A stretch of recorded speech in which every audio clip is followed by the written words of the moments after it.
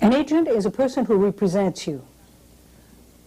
Sometimes they represent you for commercials, sometimes they represent you theatrically, sometimes for film, television, sometimes they do nothing but children. Some agents do everything. Now, I've heard this from students of mine, do I pay to get an agent? No, you do not pay to get an agent. If somebody asks you 2, 3, or whatever sum of money and say that they will represent you as an agent, they are not agents, they are crooks. Stay away from them. Okay? What an agent can do for you is this. First of all, the agent, once the agent gets you work, will get 10% of your salary as a commission. They are licensed by the states, and this is what they can take from your salary. Nothing more. An agent receives every day a list of characters that are being cast for certain shows. It's called the breakdowns. And if there is a character who has your size, your color hair, your color eyes, your age, then they will submit you.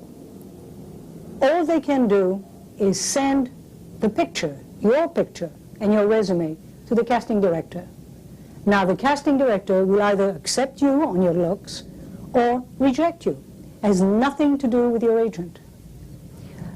A lot of young actors equate good agents with loads of interview and loads of work. That's not the way it works.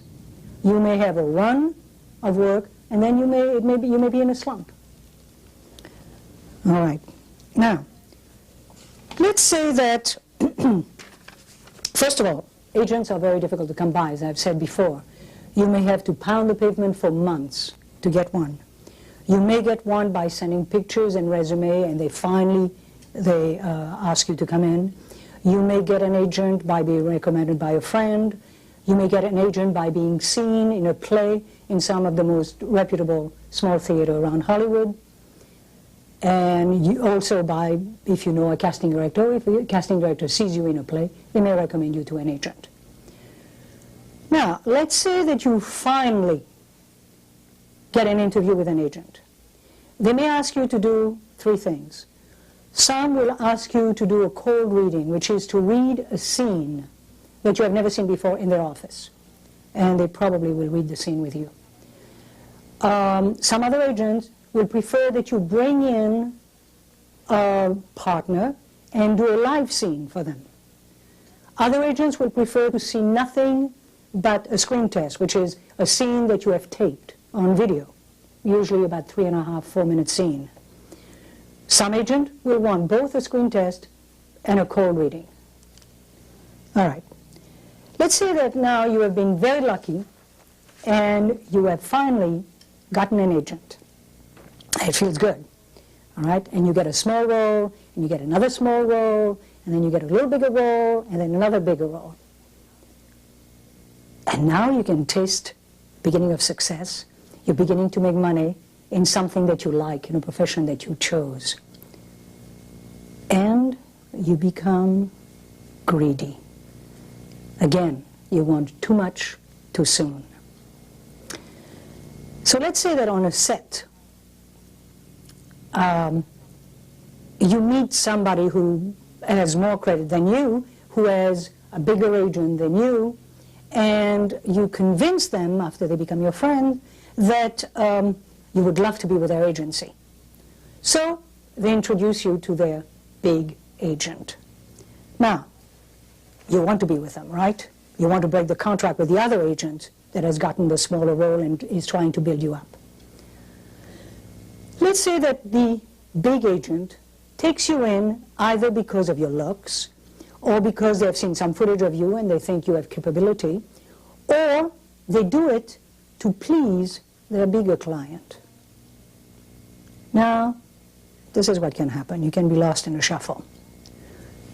You're now being sent for bigger roles, guest star, co-star. But you're also now competing with people who have loads of credit, who have a big name in the industry. They're people that you really cannot compete with, even though you may be very good. So the end result is this. After a while, the big agent is going to become discouraged because they send you out and you cannot get a job.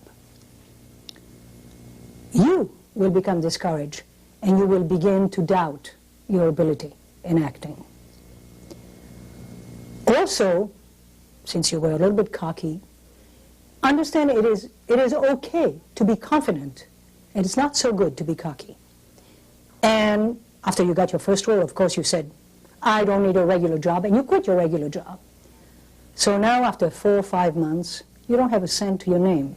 You're borrowing from all your friends or from your family, okay? It doesn't make you feel good. You begin to lose your own confidence, and eventually what will happen is that the big agent will drop you. They will say, we can't work with you. Now, worst of all, what happens to you is you now have to go back to square one. You now have to go back to pound the pavement to find another agent. And remember that when you will be interviewed by another agent, they are sure to ask you why you left the first one and why you left the second one. And they will wonder about your talent, because the second one was very big and he couldn't get you a job. And they will wonder about your disloyalty to your first agent, who helped to build your career, to start your career, to give you more experience, who probably at one time or another loaned you some money to tie you over until your next paycheck would arrive. So, be careful. Think before switching agent. This is what I call the Hollywood shuffle. Don't get into it. Also, remember one thing.